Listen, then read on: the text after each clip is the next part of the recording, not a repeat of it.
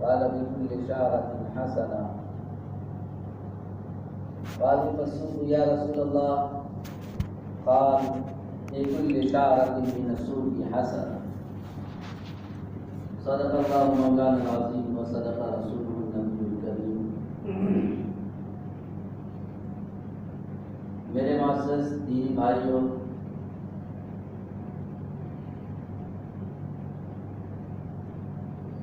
ہر مذہب میں اور ہر قوم میں تہوار خوشی کے موقع آتے رہتے ہیں۔ جتنے بھی مذاہب اس دنیا میں پائے جاتے ہیں، ہر مذہب کے ماننے والے تہوار اور خوشیاں مناتے ہیں۔ مسلمان بھی مناتا ہے، ہمارے بھی تہوار ہے، لیکن ہمارے تہوار دو ہیں جس میں مسلمان خوشی مناتا ہے، جس کو عید کہا جاتا ہے۔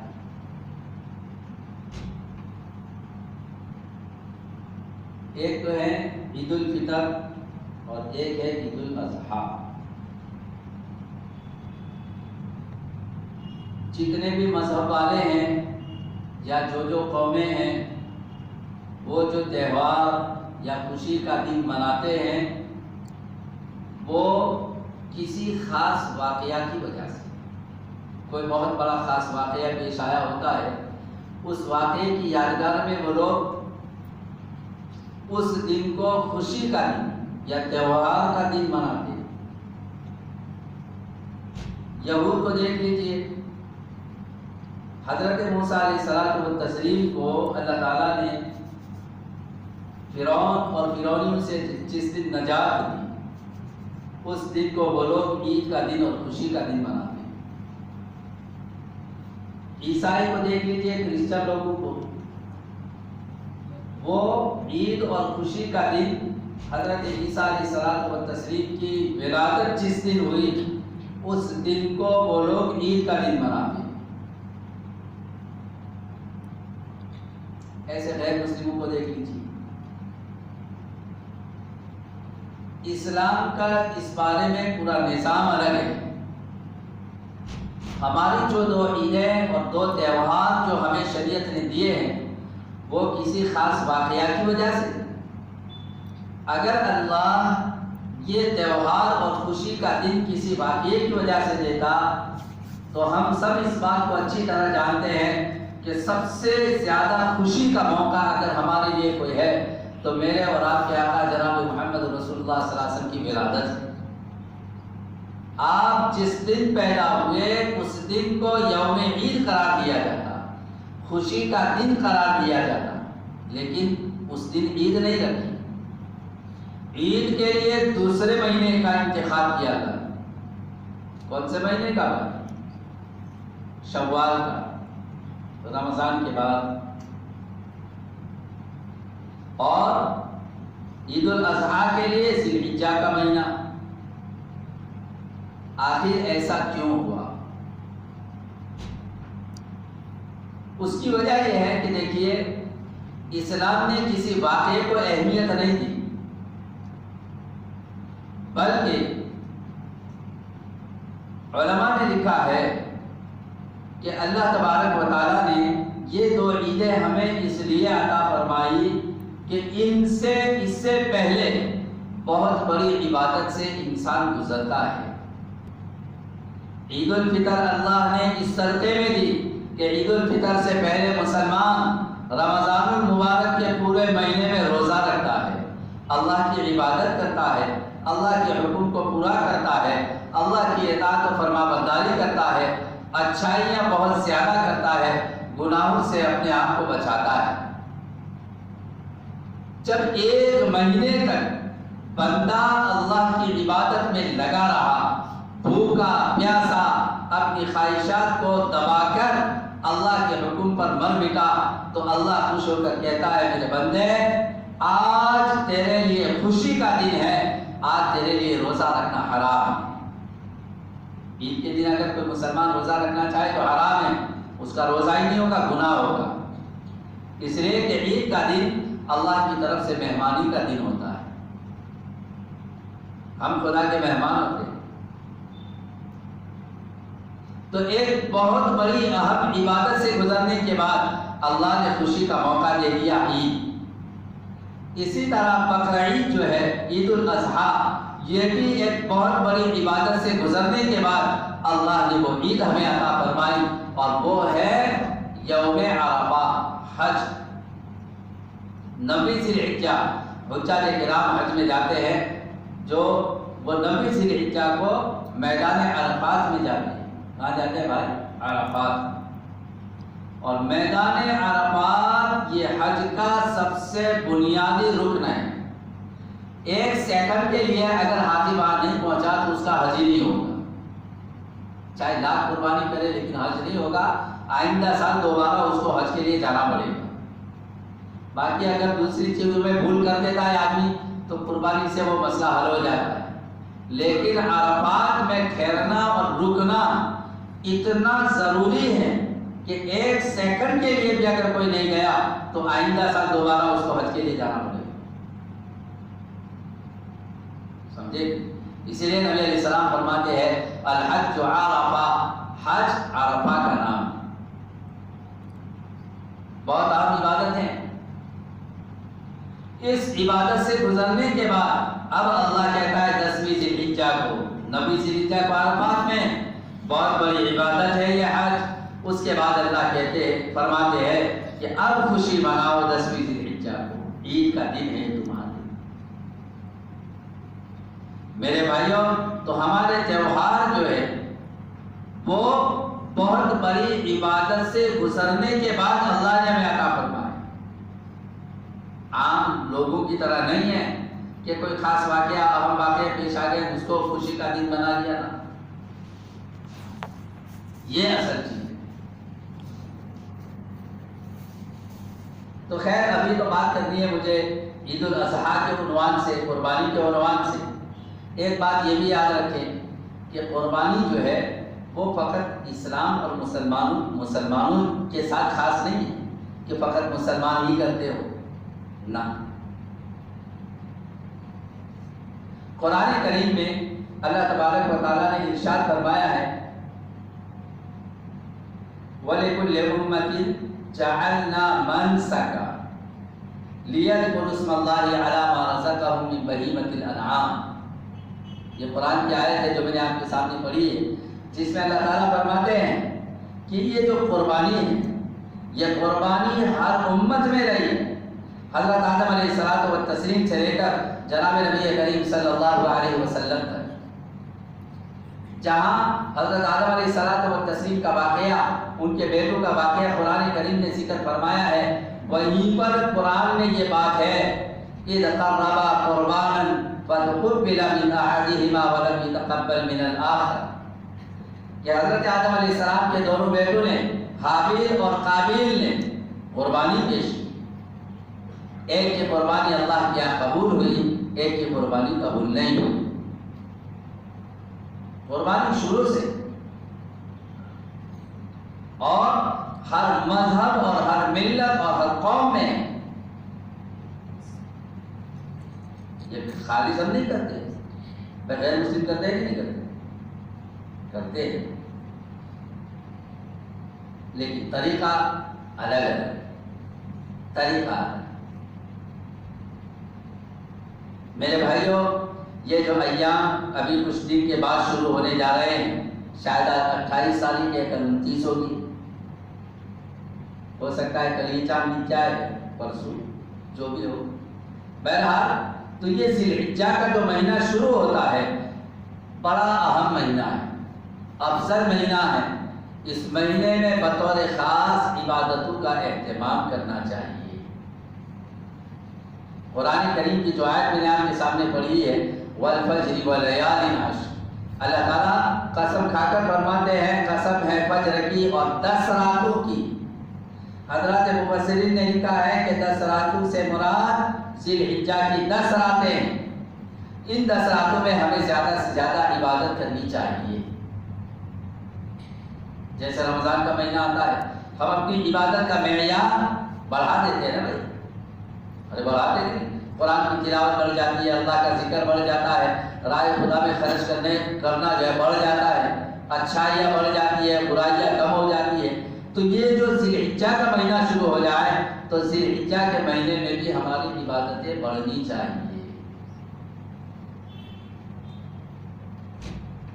اور بطور خاص 90 ذی الحجہ یعنی عید الاضحیٰ بقرعید سے ایک دن پہلے اگلا دن 90 ذی الحجہ کو روزہ رکھنا چاہیے۔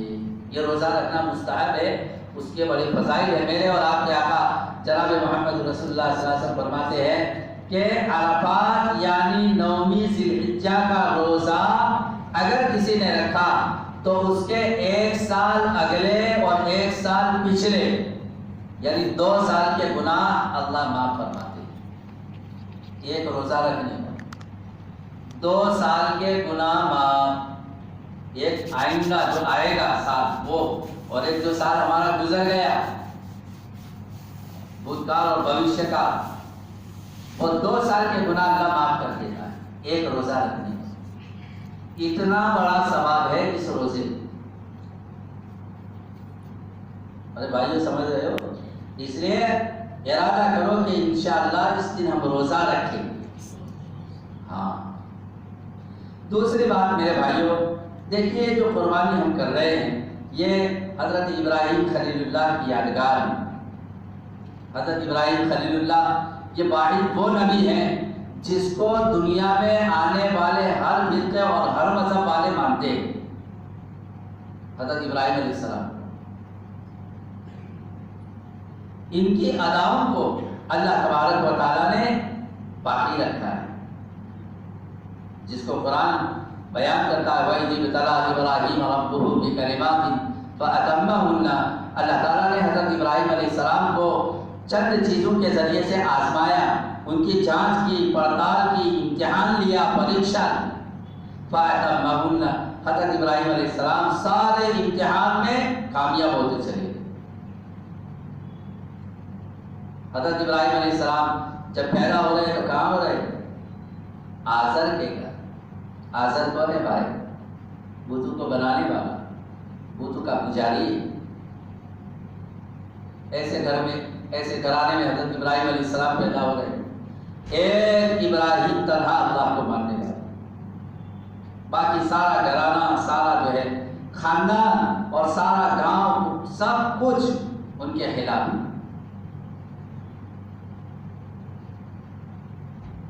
بہت پریشانیاں تھیں۔ بالآخر اللہ تعالیٰ نے فرمایا کہ ابراہیم اپنے پیارے وطن عراق کو چھوڑو اور یہاں سے جاؤ ملک شام فلسطین کے اندر۔ حضرت ابراہیم علیہ السلام اپنی بیوی سارہ کو لے کر وہاں سے روانہ ہوئے۔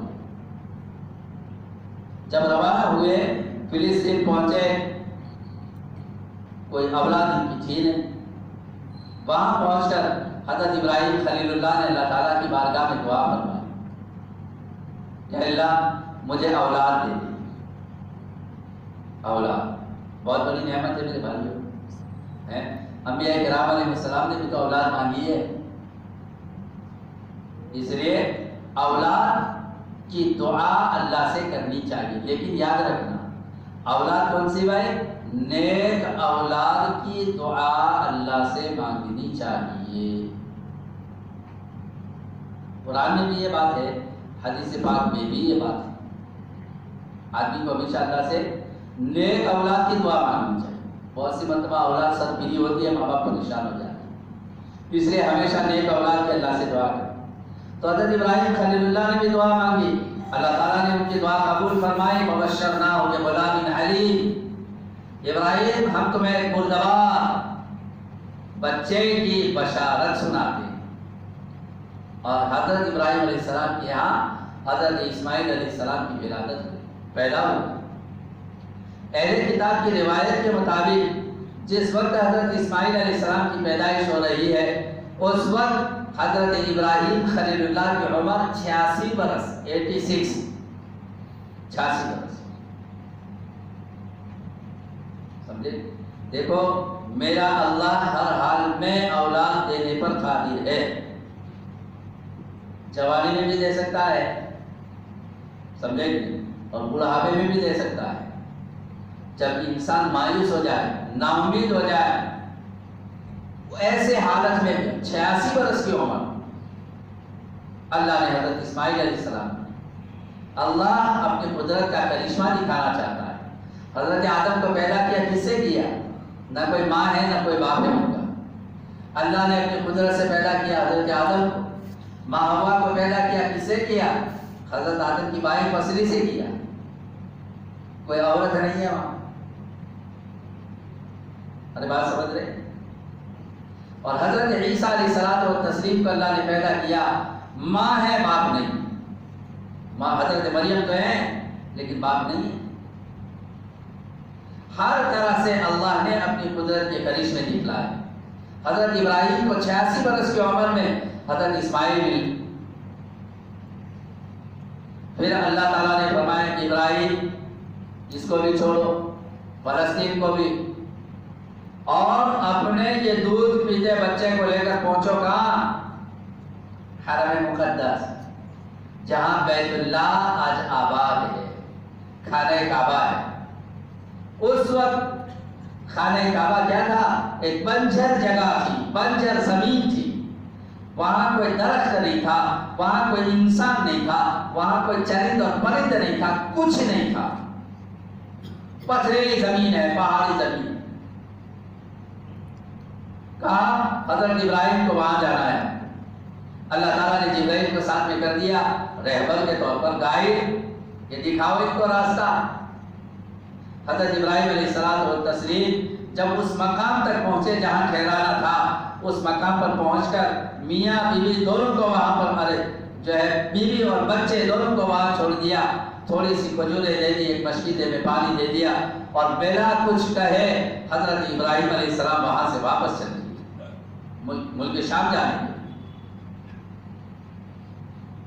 حضرت ہاجرہ کہنے لگی، حضرت ہاجرہ کہنے لگی، بیوی ہاجرہ کہ ابراہیم کہاں جا رہے ہو؟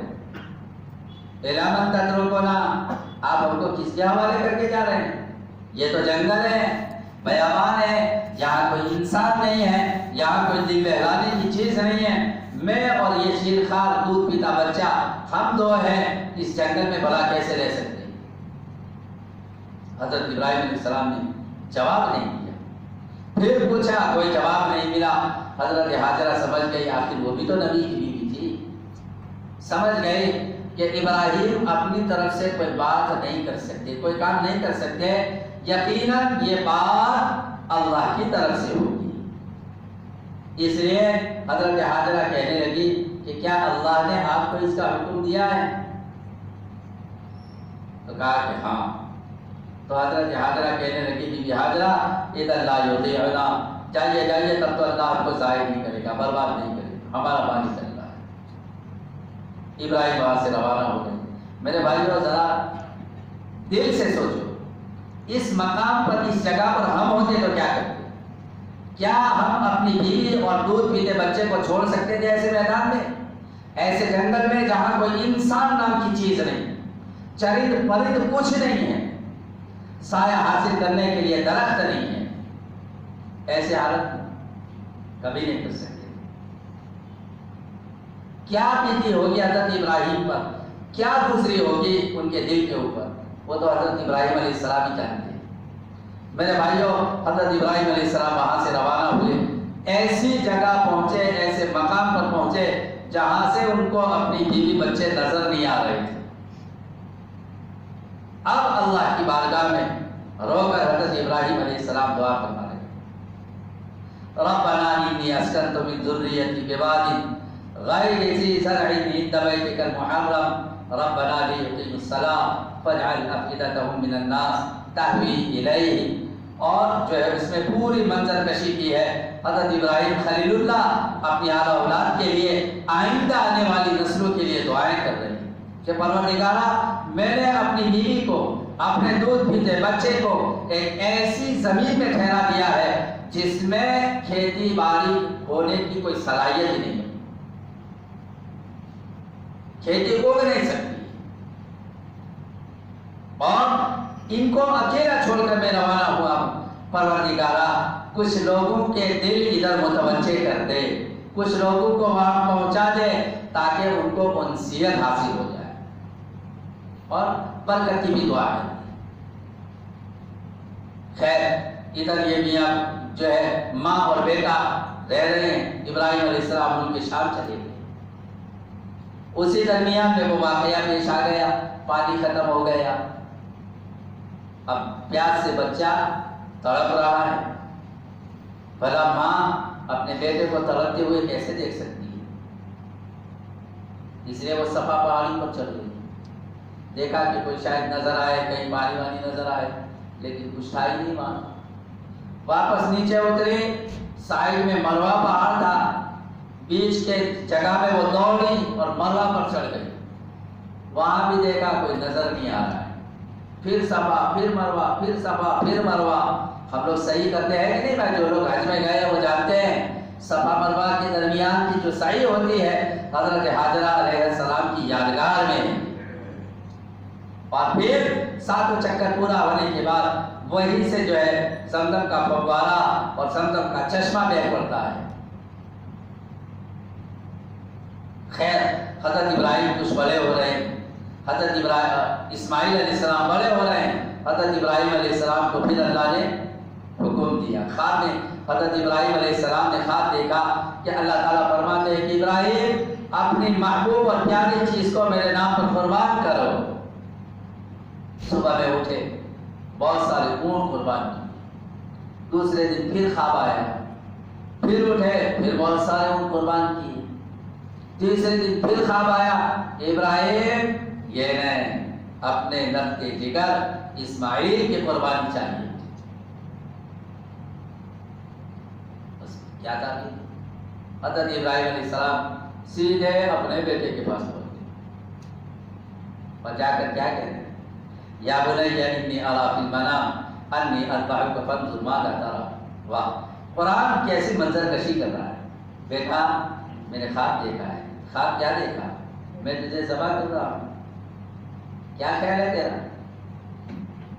اب بیٹا بھی تو نبی کا بیٹا تھا اور بھوشیہ میں نبی بننے والا تھا، اس لیے جواب بالکل واضح ہے، یا ابت افعل ما تؤمر ستجدنی انشاءاللہ من الصابرین۔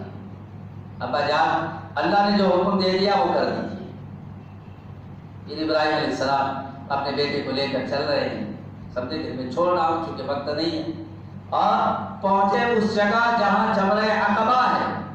حاجی حضرات دیکھیں، یاد رکھیں، آپ نے شیطان کو کنکریاں ماری ہوگی نا، ہاں یہ کنکریاں کس کی یادگار ہے؟ حضرت ابراہیم علیہ السلام جب پہلے جمرہ کے پاس پہنچے، جہاں جس پر ہم 10ویں ذی الحجہ کو فقط جمرہ عقبہ پر کنکریاں مارتے، وہ جگہ، وہاں پر پہنچے، شیطان کھڑا تھا، اس لیے کہ شیطان چاہتا نہیں کہ آدمی کوئی اچھا کام کرے، بھلا کام کرے، اللہ کی اطاعت اور فرما برداری والا کام کرے، اس لیے وہ تو رونا بنتا ہے، تو اس نے بھی رونا بننا چاہا، حضرت ابراہیم کو روکنا چاہا۔ حضرت ابراہیم علیہ السلام نے اس کو 7 کنکریاں ماری، پھر دوسرے جمرے پر، پھر تیسرے جمرے پر، ایسے 7 کنکریاں ماری، اور اس کے بعد پھر حضرت اسماعیل علیہ السلام اور تسلیم کو لٹا دیا۔ فلما اسلما وتلہ للجبین ونادیناہ ان یا ابراہیم قد صدقت الرؤیا۔ حضرت ابراہیم لٹانے کے بعد چھری کو بہت تیز کیا اور پوری زور لگا کر اپنے بیٹے کے گلے اور حلق کے اوپر پھیرنے لگے۔ اللہ تعالیٰ نے ادھر جو ہے جبرائیل سے کہا کہ جبرائیل چاہیے قربانی کا جانور رہے گا، وہاں میرا خلیل ایک ذبیح کو ذبح کرنے جا رہا ہے۔ حضرت جبرائیل علیہ السلام فوراً جو ہے دمبا لے کر آ گئے، اور جب آ رہے تھے تو بیچ ہی سے، راستے ہی میں حضرت جبرائیل علیہ السلام نے زور سے کہا اللہ اکبر اللہ اکبر اللہ اکبر اللہ اکبر۔ حضرت ابراہیم خلیل اللہ نے جب سنا تو کیا کہنے لگے؟ لا الہ الا اللہ واللہ اکبر، یعنی سمجھ گئے کہ قربانی آ گئی. حضرت اسماعیل نے سنا تو کیا کہا؟ اللہ اکبر وللہ الحمد. یہی تکبیر تشریق ہے جو ہم ہر نماز کے بعد 90 ذی الحجہ کی فجر سے لے کر 13ویں ذی الحجہ کے عصر تک ٹوٹل 23 نمازوں کے بعد ہم کہتے ہیں. ارے پڑھتے ہیں کہ نہیں پڑھتے ہیں؟ اللہ اکبر لا الہ الا اللہ اللہ اکبر وللہ الحمد. یہ تکبیر تشریق یہ سمجھے. اس ادا کی یادگار میں اللہ تبارک و تعالیٰ نے جو ہے اس قربانی کو ہم پر واجب قرار دیا. جن پر قربانی واجب ہے، یاد رکھنا قربانی کے واجب ہونے کے لیے زکوٰۃ والا نصاب ہونا ضروری نہیں ہے. قربانی کے نصاب کے لیے صدقہ فطر والا نصاب 7.5 تولہ چاندی، 7.5 تولہ جو ہے وہ سونا اور 52 گرام چاندی یا اس کی قیمت، یا ہمارے پاس کوئی ضرورت ہے اصلی، ہماری اصلی ضرورت سے زائد جو مال ہوتا ہے وہ اگر 52 تولہ چاندی کی قیمت کو پہنچ جاتا ہے تو اس پر بھی قربانی واجب ہوگی. یا ہم لوگ زائد موبائل رکھتے ہیں کہ نہیں بھائی؟ موبائل رکھتے ہیں کہ نہیں؟ 30 40 50 ہزار کا موبائل رکھتے ہیں. 2 موبائل ہوتے ہیں آدمی. اب یہ 35 40 ہزار کا موبائل اگر کسی آدمی کے پاس ہے تو وہ نہ زکوٰۃ لے سکتا ہے اور اس پر قربانی بھی واجب ہوگی. ہاں ایسے بہت سارے مسائل ہیں میرے بھائیوں. علماء سے، مفتیان کرام کے پاس جا کر ان سے پوچھو، معلوم کرو، یہ ضروری ہے. بہت سے لوگ ایسے ہیں جن پر قربانی واجب ہو جاتی ہے لیکن وہ قربانی نہیں کرتے. اس لیے مسائل کو معلوم کرنا چاہیے اور مسائل کو معلوم کرنے کے بعد پھر قربانی جن جن پر واجب ہے وہ قربانی خوشی کے ساتھ کریں، دل سے کریں. سمجھے؟ ہاں اس لیے میرے بھائیوں اللہ تبارک و تعالیٰ نے جو ہے یہ مبارک مہینہ آ رہا ہے، ذی الحجہ کا مہینہ عظمت والا مہینہ ہے. اس مہینے میں ہمیں زیادہ سے زیادہ اللہ تعالیٰ کی عبادت کرنی چاہیے، اپنے آپ کو عبادت میں لگانا چاہیے. اور سب سے بڑا عمل اس دن، سب سے بڑی عبادت قربانی کے جانور کو ذبح کرنا ہے. ادھر ذبح کیا قربانی کا جانور، اس کا پہلا قطرہ زمین پر گرتے ہی اللہ اس کی بخشش کر دیتا ہے. بڑے فضائل ہیں قربانی کے. ہاں اور نہ کرنے کی وعیدیں بھی اتنی سخت ہے. اس لیے میرے بھائیوں مسائل معلوم کریں، کتابیں پڑھیں. گجراتی میں بھی کتابیں ہیں، ان کتابوں کو پڑھیں اور پڑھ کر جو ہے معلوم کریں کہ کیا ہم پر قربانی واجب ہے کہ نہیں. واجب ہے تو قربانی کرنی چاہیے. اللہ پاک مجھے بھی آپ کو بھی کہنے سننے سے زیادہ عمل کرنے کی توفیق عطا فرمائیں. ماہ ذی الحجہ کی صحیح معنی میں اللہ ہم سب کو قدردانی کی توفیق عطا فرمائیں. وآخر دعوانا الحمد للہ رب العالمین.